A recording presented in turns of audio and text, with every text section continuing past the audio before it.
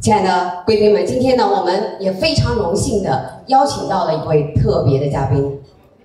他不仅是华盛顿州历史上首位华裔州长，也曾经在中美两国外交的舞台上扮演着至关重要的角色。他就是前美国驻华大使骆家辉先生，欢迎您！欢迎骆家辉先生。骆家辉先生在他驻华任期的期间呢，他见证了和参与了中美关系发展中的许多重要时刻，更以其卓越的领导力和着实，在美国以及国际政坛舞台上都留下了深刻的印记。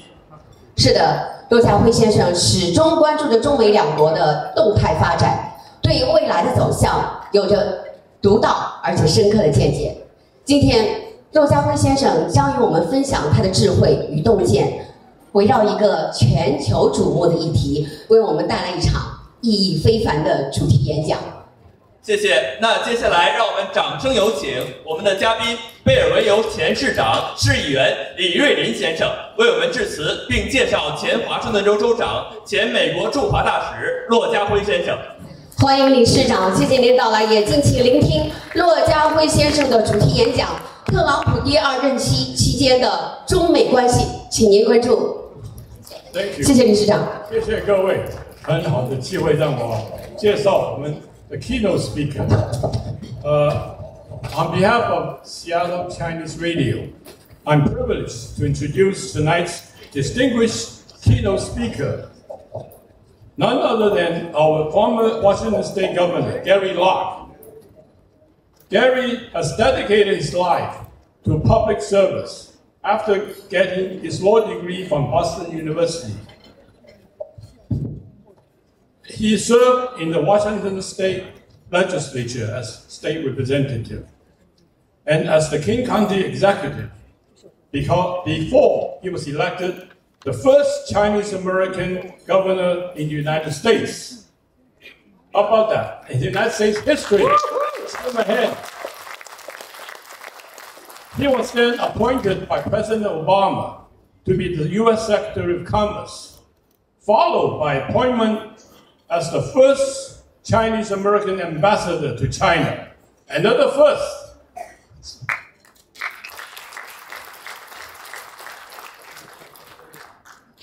Gary also served as the interim president of Bellevue College in his support of education and the communities. He now is a senior advisor to Dorsey and Whitney law firm. His career has been marked by a commitment to public service and dedication to improving the lives of others.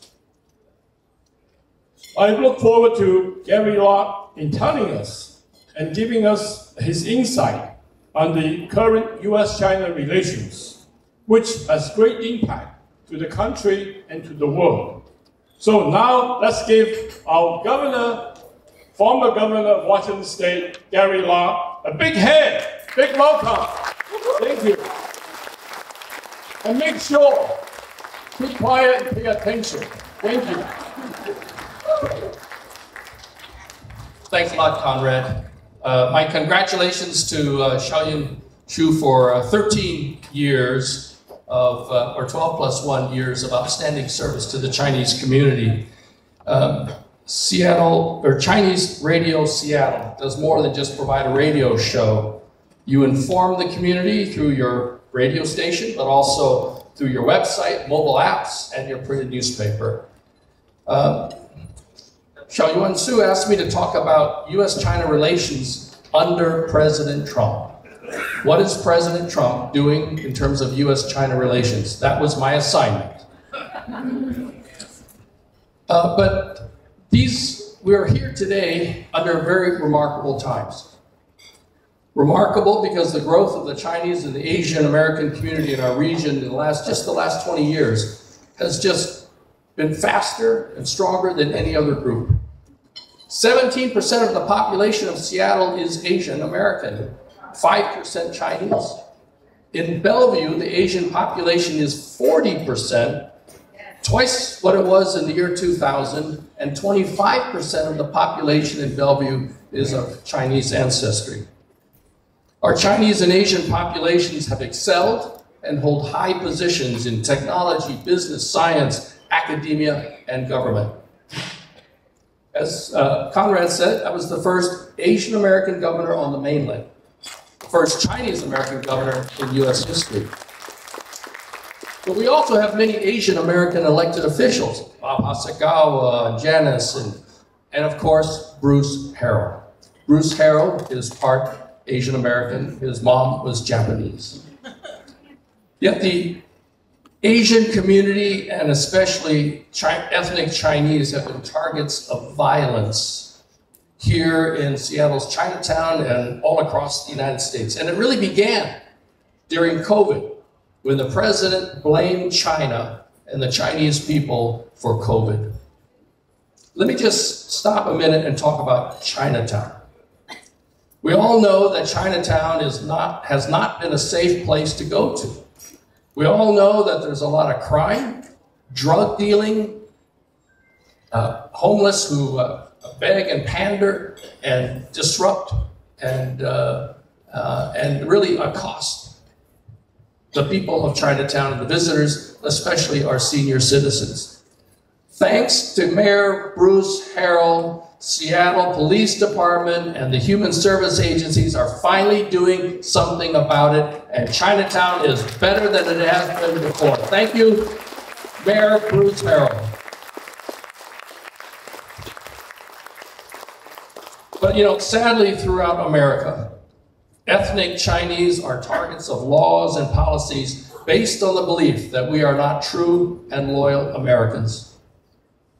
What has caused this dramatic change in attitudes toward China and Chinese Americans? What has happened? We have to go back in time. When Nixon first visited China 53 years ago, no one could have predicted how dramatically China would transform itself into the modern China of today. The bicycle and the hutong alleys that characterized China even 25 years ago have given way to Audis, elevated freeways, and the tallest skyscrapers in the world, and the world's largest network of bullet trains, high-speed trains, going 200 miles per hour, and almost 16,000 miles of high-speed trains or rail have been built in the last 15 years. That 16,000 miles is enough to go across America 6 times. And yet America has no high-speed trains. And we have to wait until, what, 2045 before the light rail goes from Bellevue to Issaquah? You know, since China's entrance to the WTO, which was made possible only with US government support, the change in China is the most sweeping social and economic transformation the world has ever seen. Hundreds of millions of people have been lifted out of poverty. And in 1980, only 1/3 of the population lived in the cities. Now it's 2/3. And 75% of the entire population of China is middle class. That's the highest percentage in the world.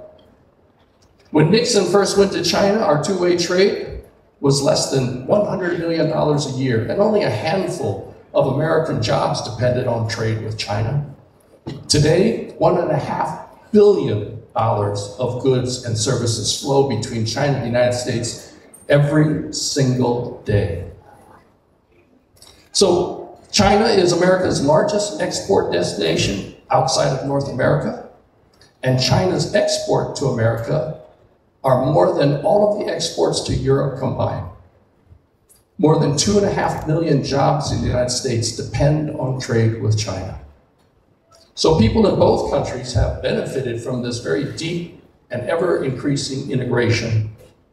American consumers benefit from high-quality, low-cost goods from China, and Chinese exports to America means jobs for millions of Chinese people in China.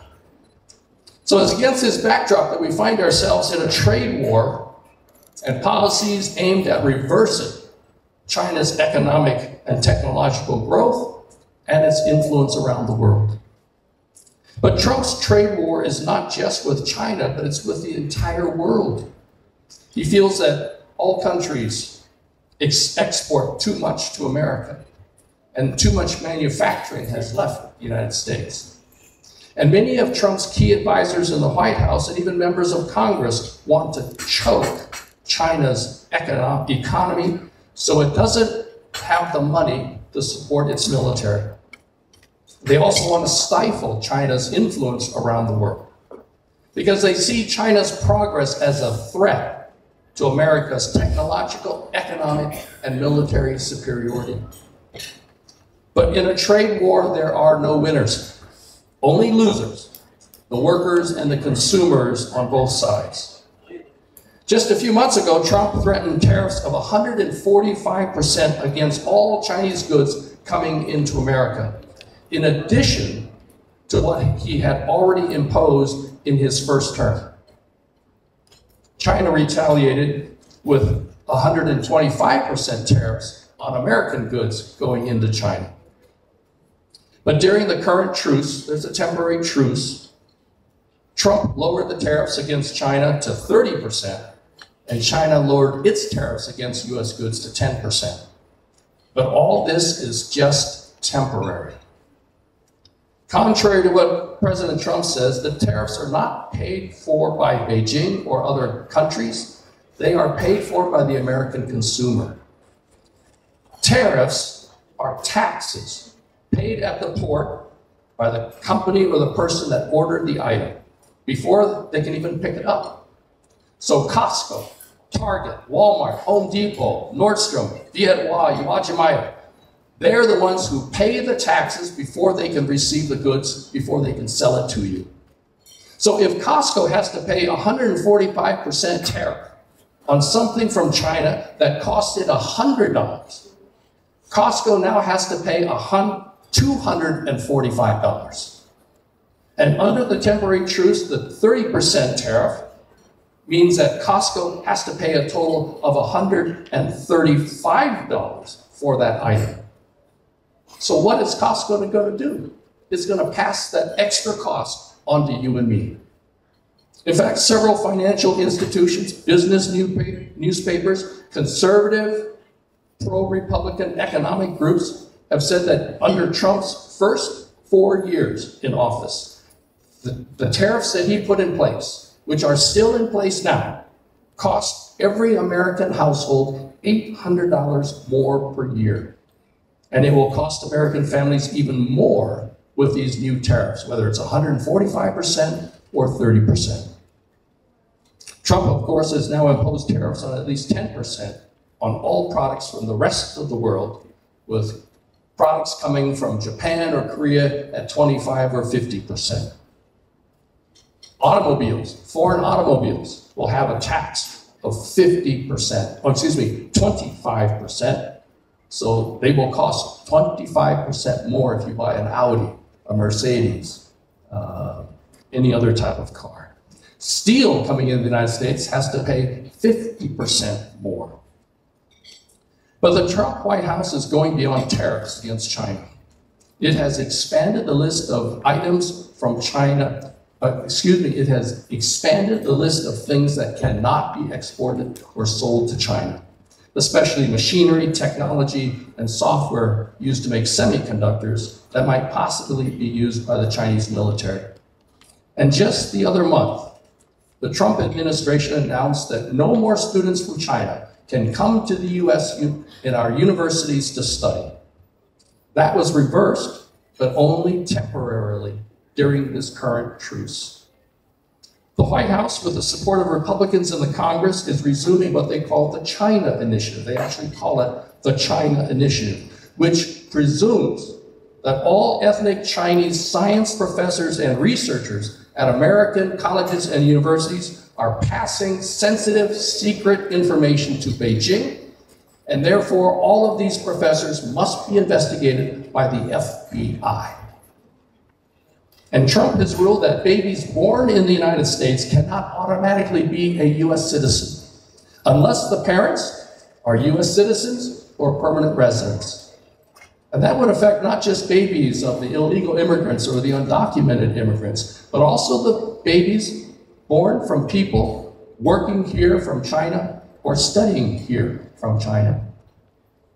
Now, the United States Supreme Court in 1898 said that under the U.S. Constitution, all persons born in the United States automatically are U.S. citizens unless their parents are foreign diplomats or invading soldiers. The key phrase in the U.S. Constitution says that babies born of parents subject to the jurisdiction of the U.S. are U.S. citizens. So what does that mean? It means, when you say subject to the jurisdiction of the U.S. government, it means people who must obey the laws of the United States and can be prosecuted and sent to jail for violating the laws of the United States. Foreign diplomats cannot be arrested, cannot be charged with a crime, whatever they do in America. And so if they have children born in the United States, they are not U.S. citizens. That's what that subject to the jurisdiction of the United States government means. So if a diplomat son steals something, can't be prosecuted, they are simply sent out of the country. The reason you should know about this 1898 Supreme Court ruling is that because it involved a Chinese person whose parents could not become U.S. citizens even though the child was born in America. It was a time similar to today's undocumented immigrants. It was a time when most Chinese were not allowed to come to the United States, and the few who did come to the United States were not allowed to become U.S. citizens. So the president at that time says, children born of these merchants, Chinese merchants in America, are not U.S. citizens.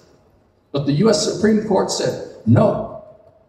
Wong Kim Ark was a United States citizen, having been born in the United States, even though his parents could not be U.S. citizens. But it's not just Trump who has targeted China and the people of Chinese ancestry. The United States Congress has passed many anti-China laws, including restricting cooperation with China on things like medical research. And there are many more proposals under consideration. A very senior and influential U.S. senator recently said, all students from China, unless they are studying the classics, are spies. And it's not just Washington, D.C. that's increasingly hostile to ethnic Chinese and Chinese Americans. Florida and Texas have recently passed laws that say that ethnic Chinese cannot own a house or commercial property unless they are a U.S. citizen or a permanent resident. Unless you are a U.S. citizen or permanent resident, you cannot buy a house in Texas or Florida. And many other states are considering doing exactly the same thing. That is why all Asian Americans and Chinese Americans must know what is going on and must voice their concerns about the policies and laws coming from Washington, D.C. and states all across America. Yes, the United States government has legitimate concerns about the economic and military policies of China. But the grievances are with the government in Beijing, not the Chinese people and not with Chinese Americans. And yes, we must be vigilant in protecting our national security, but we should not assume that all Chinese Americans are spies for Beijing. That is why Chinese Radio Seattle is so important in keeping the Chinese community informed of what's going on in our region, our country, and around the world. A vibrant, free, and independent media with news and analysis is critical to our democracy. So congratulations, Chinese Radio Seattle, for your 12 + 1 years of outstanding service to our region and our community. Keep up the great work. Thank you. Thank you. Thank you very much, Gary Locke, former Washington State governor.